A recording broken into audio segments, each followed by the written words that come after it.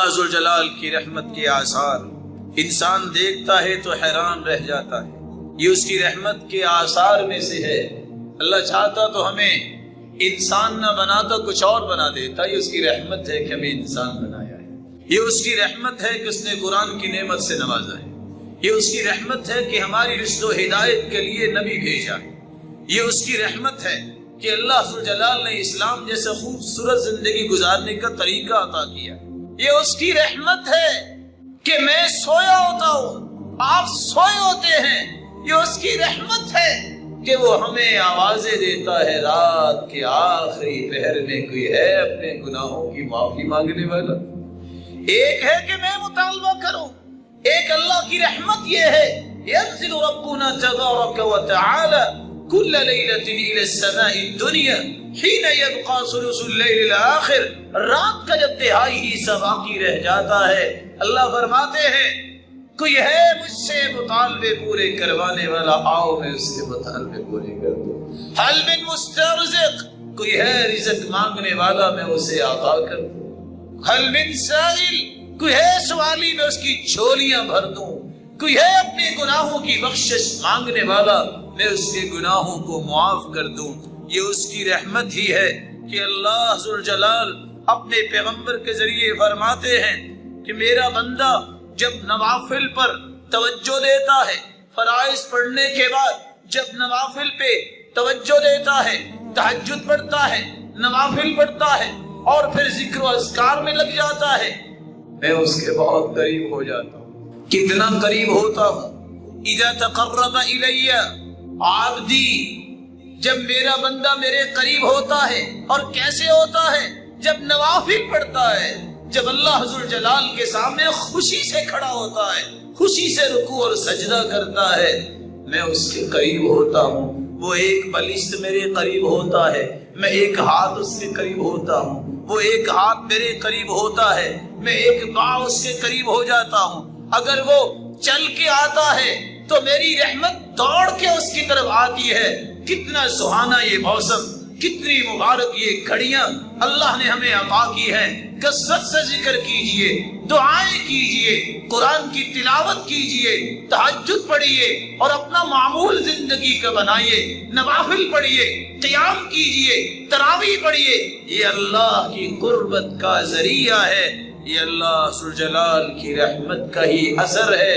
آج ہمیں نظر آتا ہے اللہ کے رسول نے فرمایا تھا، حدیث قدسی ہے، اللہ ذوالجلال آواز دیتے ہیں یا ابن آدم انک ما دعوتنی ورجوتنی غفرت لك على ما كان منك ولا ابالی.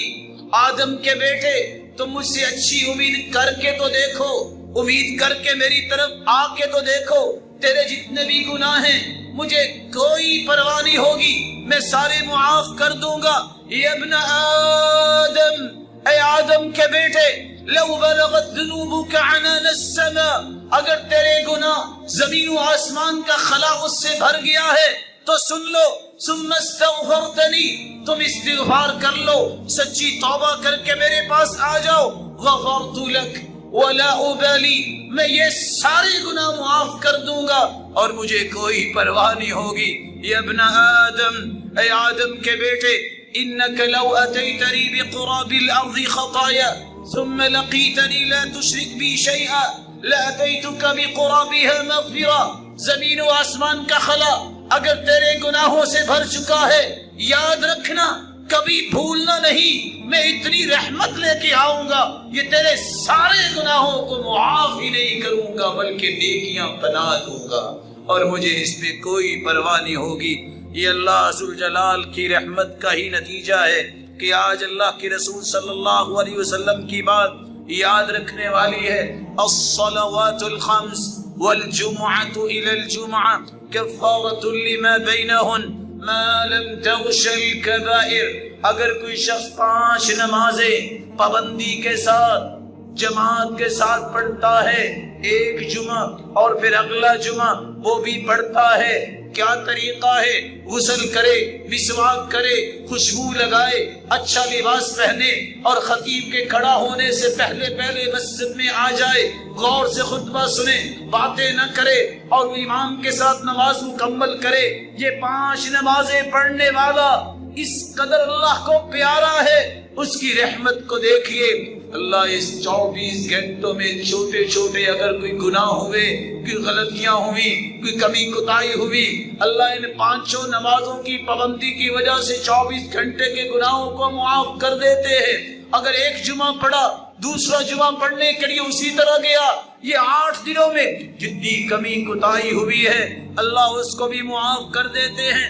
اللہ کے پاس یومیہ پیکج بھی ہے گناہوں کی معافی کروانے کا۔ 5 نمازوں کو پابندی سے پڑھو، اللہ کے پاس ہفتہ وار پیکج بھی ہے، تم جمعہ پابندی سے پڑھو، 8 دن کے گناہ معاف ہو جائیں گے۔ اللہ کے پاس سالانہ پیکج بھی ہے۔